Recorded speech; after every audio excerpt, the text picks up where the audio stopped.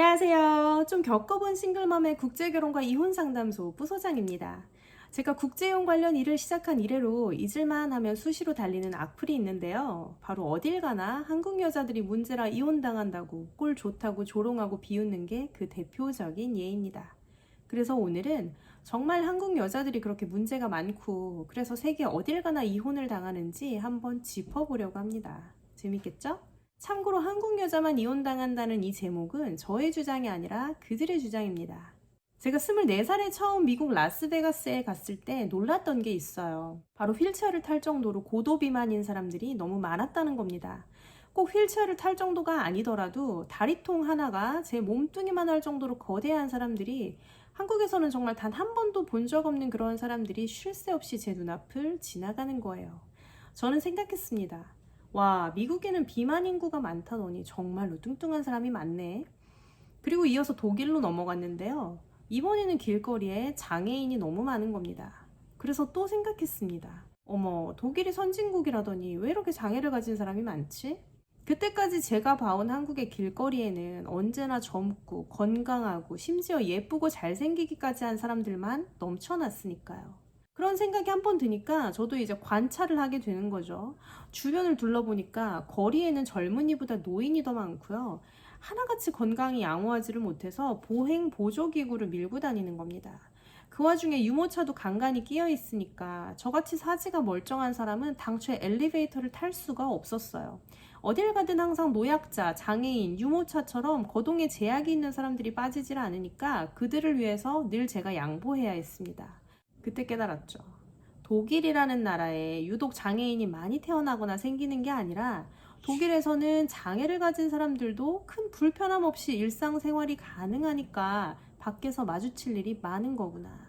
그렇다면 한국에서 내가 그동안 장애인이나 보조장치를 밀고 가는 노인들을 보지 못했던 이유는 한국에 건강한 사람만 살기 때문이 아니라 이런 거동이 불편한 사람들이 집 밖으로 나오지 않기 때문이구나. 그렇습니다, 여러분. 독일의 길거리에는 언제나 젊고 건강한 사람의 수만큼 유모차를 탄 아기나 휠체어를 탄 장애인, 보조기구를 밀고 가는 노인들이 있고요. 그들도 사지가 건강한 사람들과 함께 조화롭게 어울려서 대중교통을 이용하고 백화점에서 쇼핑을 하고 레스토랑에서 식사를 합니다. 2015년에 제가 맨 처음 네이버 블로그를 통해서 국제이혼사를 공개하기 전에는요, 인터넷에서 국제이혼 사례 자체를 찾아보기가 어려웠습니다. 유튜브는 아직 활성화되기 전이었고 네이버 블로그에도 없었어요. 다음이나 네이버 커뮤니티에서 비공개로 자기들끼리만 모여서 정보를 공유했지 이렇게 일반 포털에 국제 결혼을 검색하면 온통 핑크빛 사연들, 휴양지로 휴가 간 사진, 자랑뿐이었습니다. 그래서 제가 처음 이혼사를 오픈했을 때 전 세계 각국에서 국제이혼하신 한국분들께 연락을 받았고요. 제가 그런 이야기를 공개하는 거에 대해서 쇼킹하게 생각하는 사람들이 정말 많았습니다. 그리고 그보다 더 이전에 제가 국제 연애를 하던 2010년쯤에는요. 미수다라 그래가지고 예쁘고 잘생긴 외국인 패널들이 나와서 문화 차이를 재미있게 설명하는 프로나 문 메이슨을 필두로 한 예쁜 혼혈아기들 있죠. 레인보우 유치원 같은 프로그램. 지금 뉴진스의 그 다니엘인가 하는 멤버도 아마 그 프로그램 출신일 거예요. 그런 프로그램들이 성행했고요. 그 시기에는 인간극장같이 평범한 사람들이 나오는 프로그램에서도 영화처럼 사랑에 빠져서 국제결혼을 하고 아름답게 살아가는 사람들의 내용이 줄을 이뤘습니다.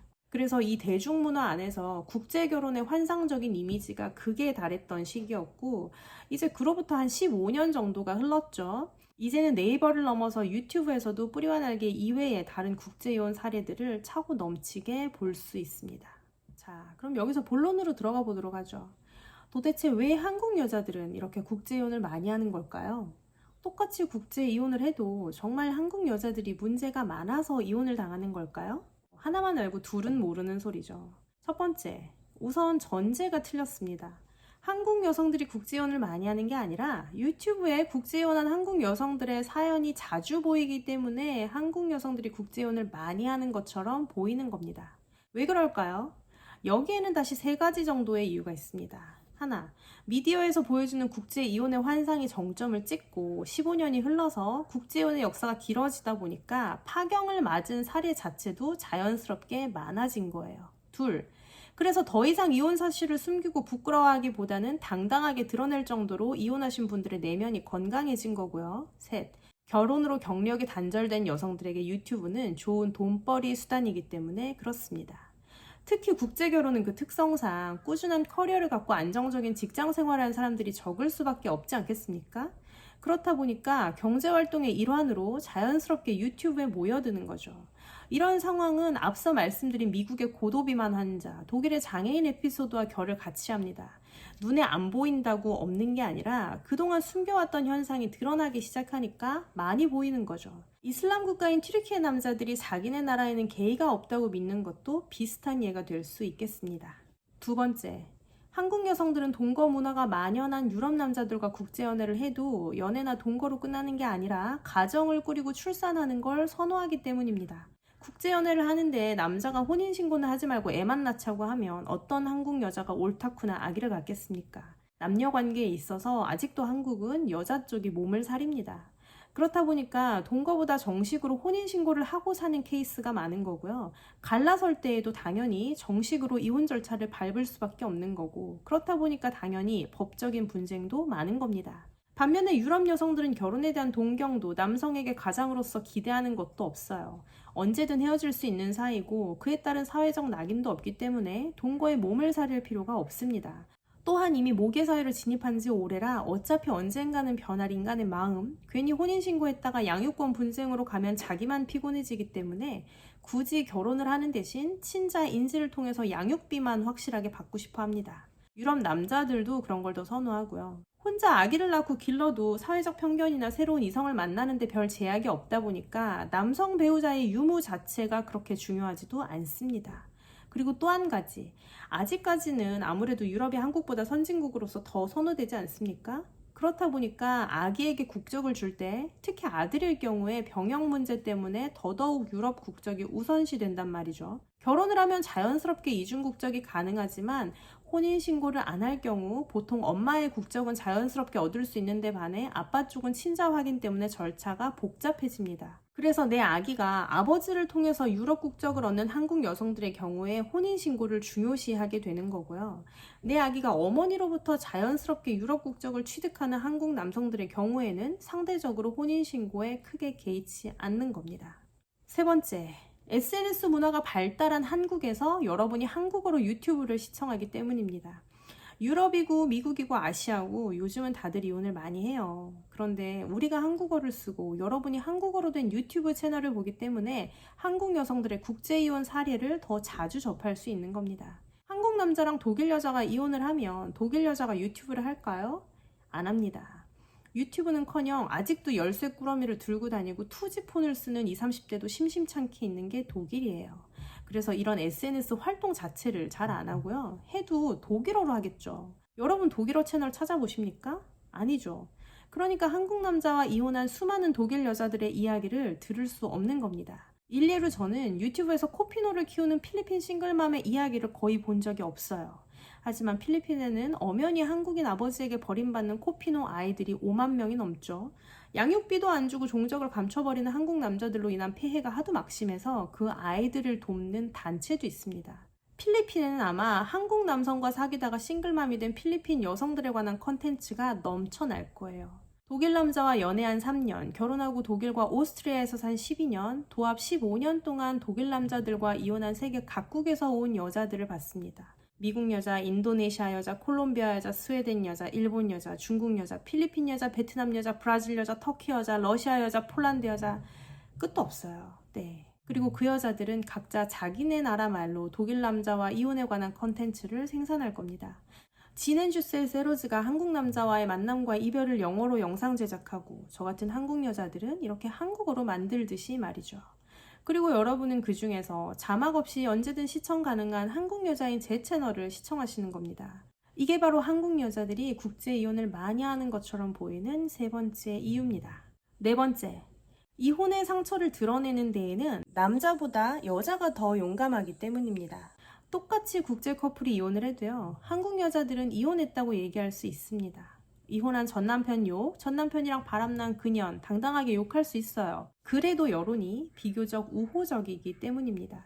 그리고 여자들은 원래 남자들에 비해서 자기 감정을 잘 알고 잘 표현합니다. 남자보다 잘 웃고 잘 울잖아요. 공감 능력도 좋고. 그래서 사회 정서적인 교류가 잘 되니까 여자들이 외로움도 덜 느끼고요. 남자들에 비해서 심리적인 상처를 회복하는 능력도 더 좋습니다. 그게 전 세계 어느 나라나 여성의 평균 수명이 남자보다 8세 정도 많은 이유예요. 자, 그런데 남자들은 어떨까요? 남자들 사이에는 위계 질서, 힘의 논리라는 게 여자들의 사회보다 명확하죠. 누가 강자고 누가 약자인지, 누가 이 그룹에서 보스인지 서열 정리가 확실합니다.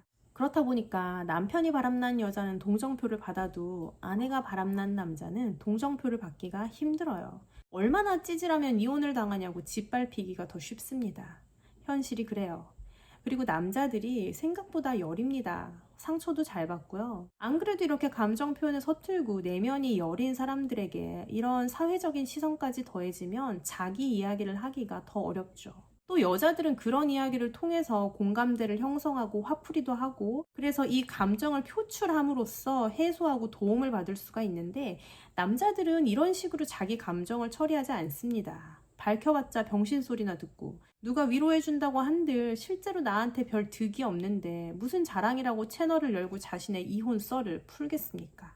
그래서 그냥 입 다물고 있는 거예요. 이런 식으로 조용히 혼자 삭히면서. 15년 전에 도움 청할 곳 없던 저처럼 세계 곳곳에서 이혼하고 각계전투하는 외로운 한국인 이혼남들이 얼마나 많겠습니까?